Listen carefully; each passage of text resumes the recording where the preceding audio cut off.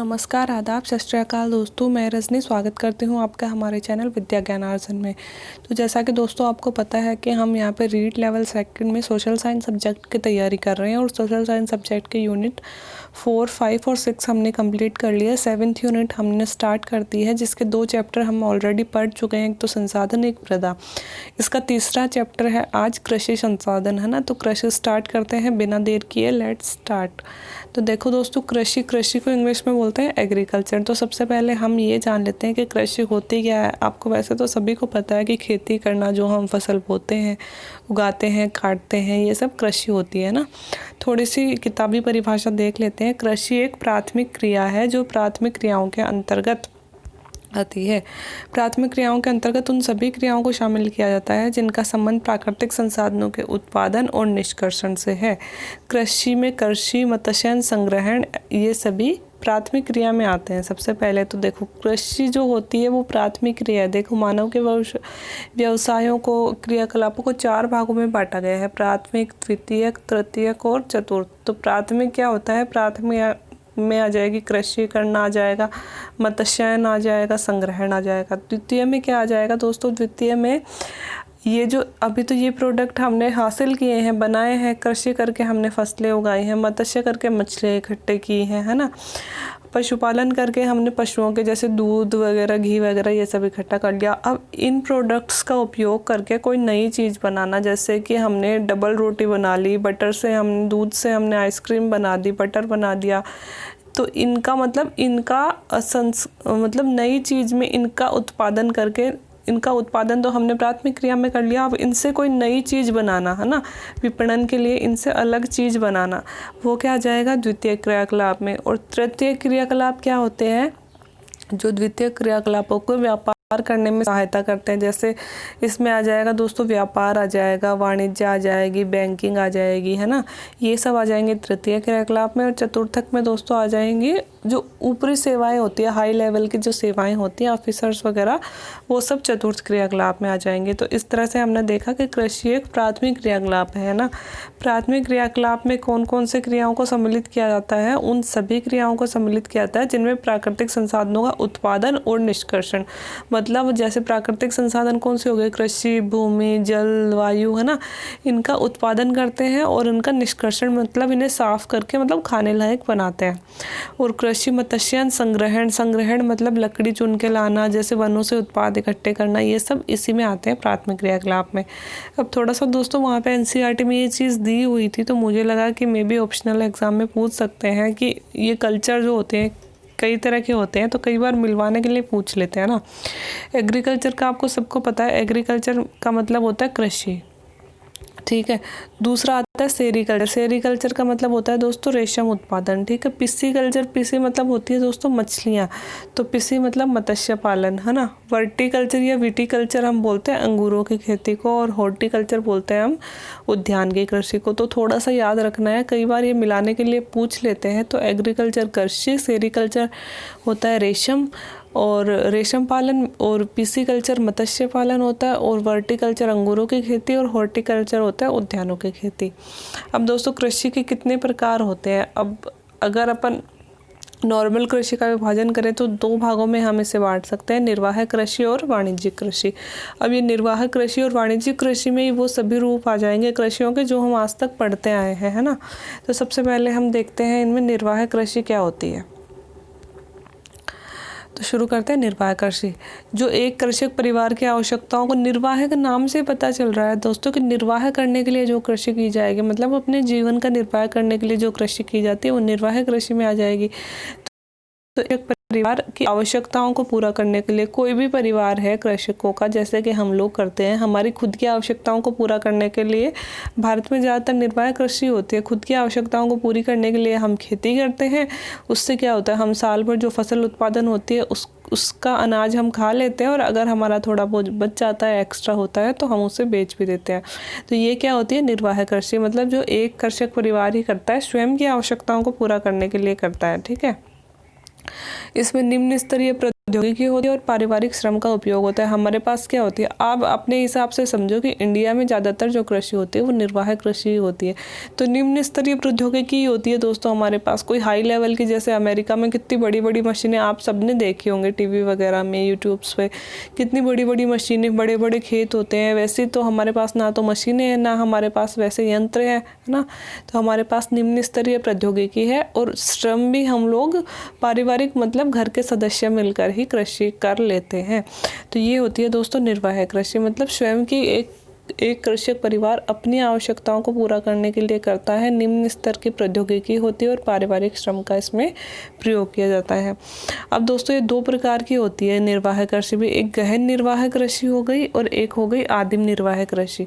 अब देखते हैं गहन निर्वाह क्या होता है और आदिम निर्वाह क्या होता है। गहन निर्वाह तो होता है दोस्तों छोटे से भूखंड पर साधारण औजारों से जो कृषि की जाती है, मतलब खेत तो छोटा सा होगा और औजार भी सिंपल जैसे होंगे वो औजार होते हैं। एक वर्ष में एक से अधिक फसलें उगाई जाती हैं। एक साल में जैसे हम 2-3 फसलें उगाते हैं, सर्दियों में गेहूँ उगा लिया, गर्मियों में बाजरा भी उगा लिया, है ना। ऐसे 2-3 फसलें एक वर्ष में उगा लेते हैं। इनमें चावल मुख्य फसल होती है। ज़्यादातर गहन निर्वाहन कृषि का नाम आता है दोस्तों। गहन निर्वाहन कृषि मतलब छोटे क्षेत्र में ज़्यादा कृषि करना, वो होता है गहन निर्वाहन। उसमें चावल मुख्यतः चावल ही उगाई जाती है, क्योंकि गहन निर्वाहन कृषि मुख्यतः ऐसे ही देशों में की जाती है जहाँ पे भूमि कम है, जनसंख्या ज़्यादा है ना, और अनाज की कमी होती है। तो वो अपनी अनाज की आवश्यकताओं को पूरा करने के लिए ये वाली कृषि करते हैं और इसमें फिर गेहूँ, मक्का, दलहन, अन्य फसलें सहायक के रूप में उगाई जाती हैं। जो मुख्य फसल होती है दोस्तों वो गेहूँ ही होती है। और कहाँ करी जाती है, दक्षिणी एशिया में, दक्षिणी पूर्वी एशिया में और सघन जनसंख्या वाले क्षेत्रों में की जाती है। मैं आपको मैप में दिखा देती हूँ, NCERT में दिया हुआ है दोस्तों ये मैप भी। ये जो एरिया है भारत भी इसमें ही आएगा और ये दक्षिणी एशिया और दक्षिणी पूर्वी एशिया, इस एरिया में जो कृषि की जाती है दोस्तों वो गहन निर्वाहन कृषि की जाती है। जैसे कि भारत हो गया, बांग्लादेश हो गया, है ना। ये जो और यही क्षेत्र मानसूनी क्षेत्र भी है दोस्तों। मानसूनी जलवायु क्षेत्रों में ही ऐसा है कि जनसंख्या कम है और घनत्व वहाँ पे ज़्यादा है, जनसंख्या ज़्यादा है और भूमि का घनत्व कम है वहाँ पे। ये देखो इंडिया हो गया, चाइना हो गया, यहाँ पे बांग्लादेश हो गया, श्रीलंका हो गया, म्यांमार हो गया, इन सब क्षेत्रों में गहन निर्वाहन कृषि की जाती है। ठीक है, वापस चलते हैं अपने टॉपिक पे। तो गहन निर्वाहन कृषि समझ में आ गई। छोटा सा भूखंड होएगा, साधारण से औजार होंगे, एक वर्ष में ज़्यादा से ज़्यादा फसल लेने की कोशिश की जाएगी तो 2-3 फसलें उगा लेते हैं। चावल मुख्य फसल होगी, इसके अलावा गेहूँ, मक्का, दलहन वगैरह अन्य फसलें होती है। और दक्षिणी एशिया, दक्षिणी पूर्वी एशिया मुख्यतः मानसूनी जलवायु वाले और जहाँ सघन जनसंख्या पाई जाती है उन क्षेत्रों में की जाती है। ठीक है, अब निर्वाह कृषि में एक गहन निर्वाहन आ गई, दूसरी हो गई आदिम निर्वाह कृषि। आदिम निर्वाह कृषि क्या होती है दोस्तों, आदिम के नाम से, आदिम का मतलब होता है पुराना, है ना, जो प्राचीन काल से चली आ रही है। तो आदिम निर्वाह कृषि मतलब जो प्राचीन काल से चली आ रही है वो वाली कृषि। तो इसको भी 2 भागों में बांटते हैं दोस्तों, स्थानांतरित कृषि और जलवासी कृषि। आप सबको पता है स्थानांतरित कृषि और जलवासी कृषि, तो फिर भी हम एक बार देख लेते हैं। स्थानांतरित कृषि तो क्या होती है, वृक्षों को काटकर जलाकर भूखंड को साफ करके कृषि करना होता है और उसकी उर्वरता समाप्त हो जाने के पश्चात नए भूखंड पे चले जाना होता है। इसको क्या कहते हैं, इसको दहन, एक मिनट, इसको कर्तन और दहन कृषि भी कहा जाता है दोस्तों। इस जो स्थानांतरित कृषि होती है उसको कर्तन और दहन कृषि भी कहते हैं। अब देखो दोस्तों, स्थानांतरित कृषि में क्या होता है कि मतलब आदिवासी लोगों द्वारा मुख्यतः की जाती है। ये कोई भूखंड है, यहाँ पे बहुत सारे पेड़ लगे हुए हैं, है ना। तो अब उनको कृषि के लिए जगह चाहिए, तो वो क्या आएंगे, इन पेड़ों को या तो काट देंगे या फिर जला देंगे, है ना। काट दिया, जला दिया तो फिर ये भूखंड साफ हो जाएगा। जितना उनसे हो सकता है थोड़ा बहुत, जितनी भी ज़मीन साफ़ हो सकती है उसे साफ कर लिया। अब यहाँ पे ये फसलें उगा देंगे। ठीक है, 2-3 साल तक जो पेड़ों की राख होती है ना, और उन पेड़ों से जो भी जैविक तत्व भूमि में रहते हैं उनसे 2-3 साल तक ये कृषि करते हैं। इनके पास ना कोई मशीन होती है, ना औजार होते हैं, ना अच्छा बीज होते हैं, ना ही कोई खाद्य तत्व होते हैं। बस सिंपली अपनी प्राकृतिक कृषि कर लेते हैं इसमें, है ना। अब क्या होता है, 2-3 साल तक तो कृषि होती है, 2-3 साल बाद में क्या होती है, इस भूमि की उर्वरता समाप्त होने लगती है। अब अब ये आदिवासी लोग ही होते, फिर ये इस भूमि को छोड़ के दूसरी भूमि पे चले जाएंगे, दूसरी भूमि पे जाके फिर वहाँ के पेड़ों को काट देंगे, जला देंगे, फिर वहाँ पे कृषि कर लेंगे। इसलिए इस कृषि को कर्तन और दहन कृषि भी दोस्तों कहा जाता है। कर्तन मतलब काटना और दहन मतलब जला देना, है ना। स्थानांतरित कृषि इसलिए कहा जाता है क्योंकि 1-2 साल तक किसी स्थान पे की जाती है, फिर उस स्थान की उर्वरता समाप्त होने के पश्चात ये दूसरे स्थान पे चले जाते हैं, है ना। तो ये तो हो गई स्थानांतरित कृषि। ये भी निर्वाह कृषि, ये दोस्तों निर्वाह कृषि में इसलिए रखा गया है क्योंकि ये भी तो लोग अपने पेट भरने के लिए कृषि करते हैं, ये कोई व्यापार करने के लिए तो ये कृषि करते नहीं है, है ना। तो जो भी अपने जीवन निर्वाह के लिए कृषि की जा रही है उनको हम निर्वाह कृषि में रखेंगे। दूसरी है जलवासी कृषि। जलवासी कृषि दोस्तों शुष्क और अर्धशुष्क क्षेत्रों में होती है, जहाँ पे पशुचारक पशुओं के साथ चारे और पानी की तलाश में इधर उधर घूमते रहते हैं और जहाँ वो पहुँचते हैं वहाँ पे थोड़ी बहुत कृषि भी कर लेते हैं। अब हमने देखा ही है कि हमारे जो मरुस्थलों में लोग होते हैं, जैसे मारवाड़ के लोग होते हैं, वो अपने साथ बहुत सारे पशु पक्षी रखते हैं, है ना। और वो क्या होता है कि जब उनका जब उधर मरुस्थल उधर ज़्यादा गर्मी पड़ने लगती है और वहाँ का चारा समाप्त हो जाता है, तो वो अपने पशुओं को लेके अन्यत्र चले जाते हैं, है ना। और फिर वहाँ पे क्या करते हैं, उनको थोड़ा बहुत चारा भी मिल जाता है और उनको पशुओं के लिए पानी भी मिल जाता है और थोड़ी बहुत जगह रहती है, वहाँ पे वो अपना कृषि करके जीवन निर्वाह कर लेते हैं, है ना। तो मुख्यतः तो शुष्क और मरुस्थलीय क्षेत्रों में ही होती है, जहाँ पे गर्मियों की दशाओं में बिल्कुल ही मतलब भोजन और पानी खत्म हो जाता है पशुओं के लिए, तो फिर ये अपने पशुओं को लेकर दूसरी जगह चले जाते हैं और फिर वहाँ पे भोजन और पानी की तलाश में इधर उधर घूमते रहते हैं और कृषि करते रहते हैं। इसे कहते हैं जलवासी कृषि।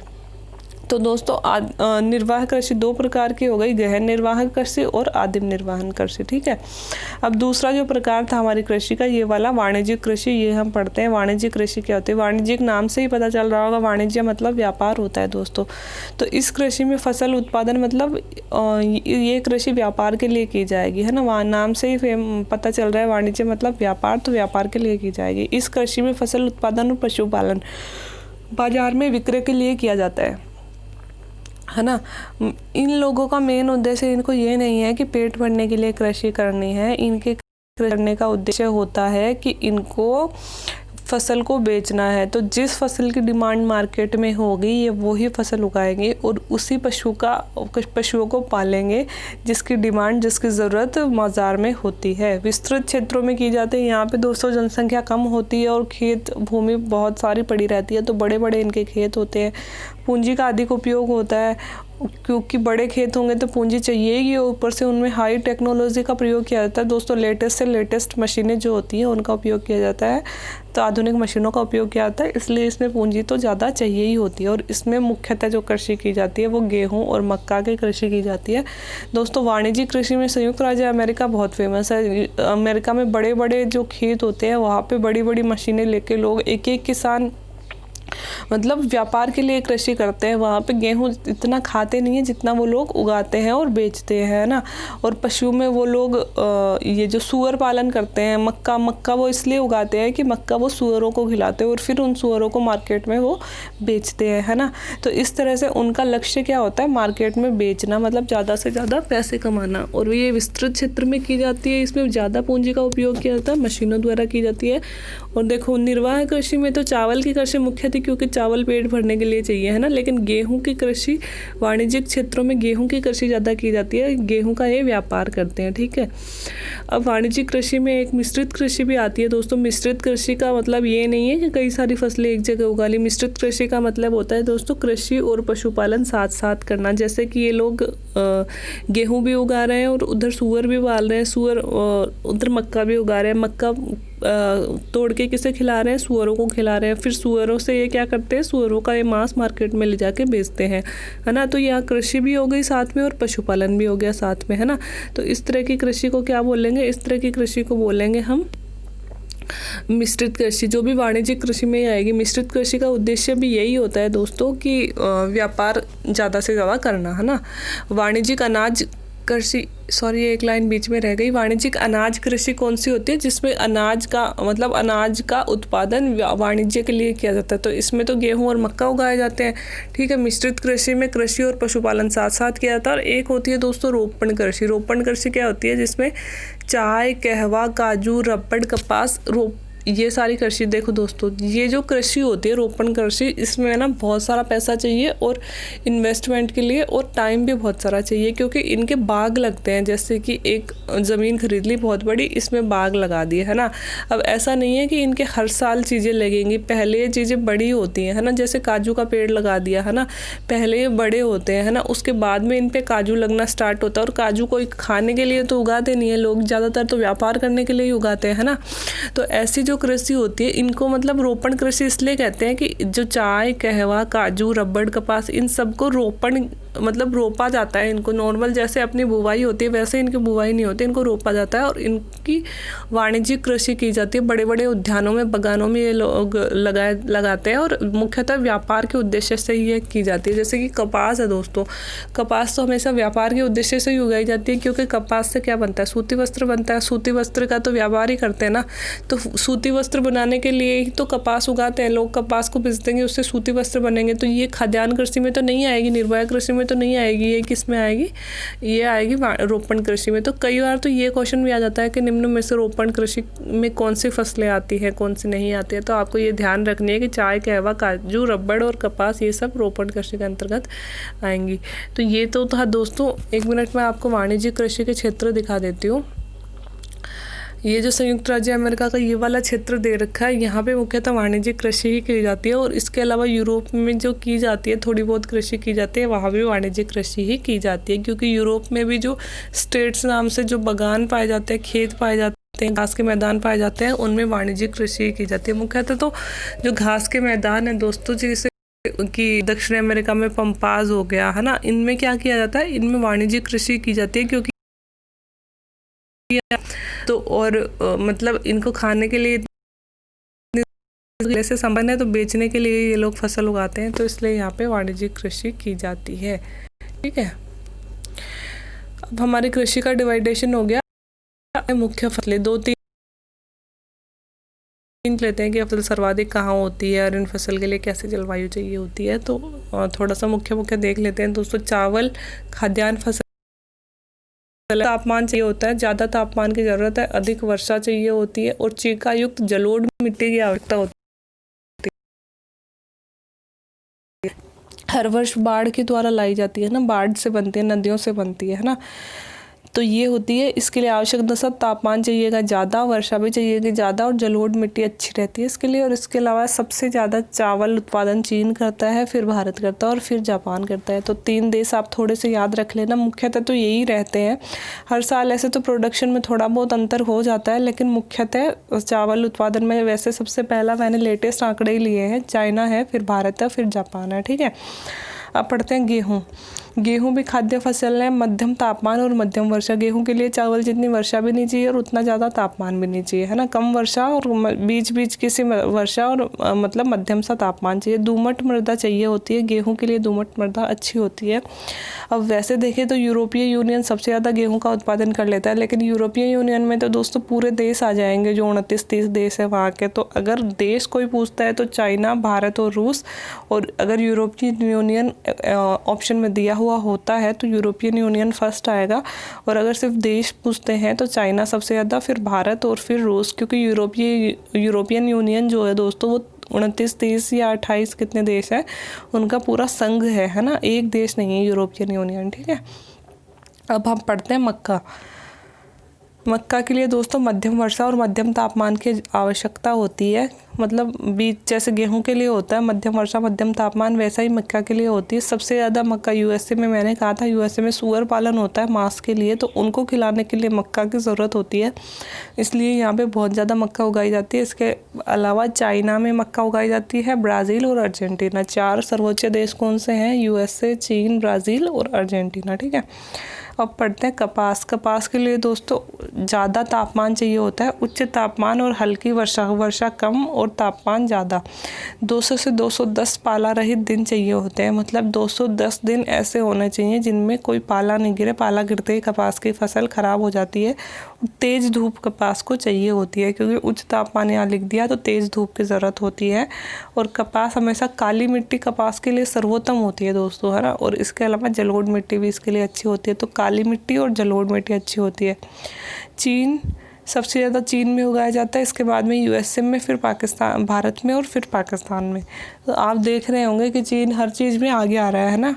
गेहूं में भी चीन ही फर्स्ट था, मक्का में भी चीन ही फर्स्ट है, कपास पे भी चीन ही फर्स्ट है ना। चीन में सबसे ज़्यादा, फिर यूएसए में और फिर भारत में और फिर पाकिस्तान में। ठीक है दोस्तों, वैसे तो भारत भी कम नहीं है, भारत भी हमेशा फर्स्ट सेकंड थर्ड में ही रहता है, लेकिन भारत और चाइना दोनों ही ऐसे देश हैं जिनमें इतनी सारी जनसंख्या है कि ये मोस्टली जितना खदान उगाते हैं उसका खूब सारा तो खुद ही खा जाते हैं, व्यापार के लिए तो बहुत कम बचता है।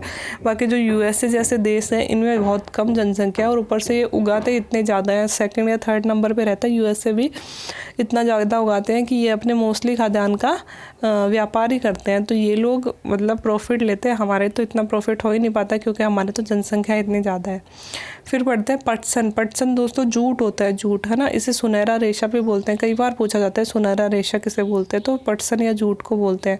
जूट कहाँ पे बनता है, जहाँ उगता है जूट? हमेशा दोस्तों नदियों के किनारे, नदियों के आसपास ही उगता है। तो जलोढ़ मृदा हमेशा नदियाँ ही बनाती है। उच्च तापमान चाहिए होता है, तापमान ज़्यादा और ज़्यादा ही वर्षा चाहिए होती है, इसमें भारी वर्षा की आवश्यकता होती है। सबसे पहला तो भारत देश है पटसन उत्पादन में और दूसरा देश है बांग्लादेश। ठीक है, सबसे ज़्यादा भारत ही पटसन या फिर आप जूट भी कह सकते हैं, और फिर दूसरे नंबर पे बांग्लादेश है। तो भारत इसमें फर्स्ट है, इसलिए ये इम्पोर्टेंट भी हो जाता है, याद रखिएगा। कॉफ़ी दोस्तों गर्म और आर्द्र जलवायु की फसल है, जहाँ पे गर्म भी हो जलवायु और आर्द्र भी होने चाहिए, वर्षा भी ज़्यादा होनी चाहिए। दोमट मृदा और पर्वतीय ढालों पे उगाई जाती है, मैदानी भागों पे कॉफ़ी नहीं उगाई जाती है, कॉफ़ी पर्वतीय भागों पे उगाई जाती है। सबसे ज़्यादा कॉफ़ी दोस्तों ब्राज़ील उगाता है, फिर कोलंबिया और फिर भारत। तो कहाँ होती है सबसे ज़्यादा कृषि? ब्राज़ील में, फिर कोलंबिया में, फिर भारत में। ठीक है, अब चाय मैंने कहा था जैसे बागाती फसल है, रोपण फसल है ना। रोपण जो रोप के उगाई जाती है, और बागाती मतलब बड़े बड़े बागानों में उगाई जाती है। ठंडी जलवायु में होनी चाहिए, चाय के लिए ठंडी जलवायु ज़रूरी है और वर्ष भर वर्षा ज़रूरी होती है। अब दोमट मृदा और मंद ढाल, इसके लिए दोमट मृदा चाहिए होती है और ढाल थोड़ा सा मंद होना चाहिए। ये भी मैदानी भागों पे नहीं होती है, आपने देखे होंगे चाय के बागान तो टीवी में भी खूब दिखाते हैं, ऐसे वाले बागानों पे ही होती है, लेकिन इसका ढाल थोड़ा सा मंद होता है, इतने एकदम जो मतलब तीखा ढाल है उन पे नहीं होती है ना।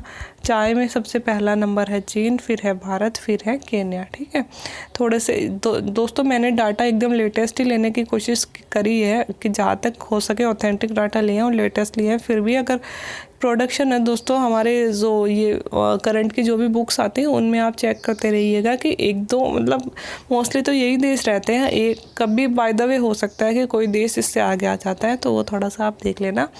बाकी ये सब लेटेस्ट ही डाटा है। तो ये है हमारी कृषि दोस्तों। कृषि क्या होती है सबसे पहले हमने ये पढ़ा, फिर कृषि का हमने विभाजन पढ़ा, निर्वाह कृषि और वाणिज्यिक कृषि, फिर हमने फसलें पढ़ी है, चावल, गेहूँ, मक्का, कपास, पटसन, कॉफ़ी, चाय। इतनी फसलें इंपॉर्टेंट है, कहने को तो बहुत सारी फसलें हैं लेकिन इन्हीं में से क्वेश्चन मोस्टली पड़ जाता है। तो ये ही मेन फसलें हैं ज़्यादातर। और ये आपका मैप है, एनसीईआरटी में दिया हुआ है दोस्तों, कृषि प्रदेश नाम से, कि विश्व में कहाँ कहाँ कृषि की जाती है, ऐसे कुछ लिख के दिया हुआ है। तो मैंने ये डाला है कि आप इसे देख सकते हैं। तो आज के लिए इतना ही। अगर वीडियो अच्छा लगा हो तो प्लीज़ लाइक करें, चैनल को शेयर और सब्सक्राइब ज़रूर करें, और कुछ समझ भी नहीं आया हो तो नीचे कमेंट बॉक्स में कमेंट करके आप पूछ सकते हैं, अगले वीडियो में मैं उसका सॉल्यूशन दे दूँगी। Thank you very much.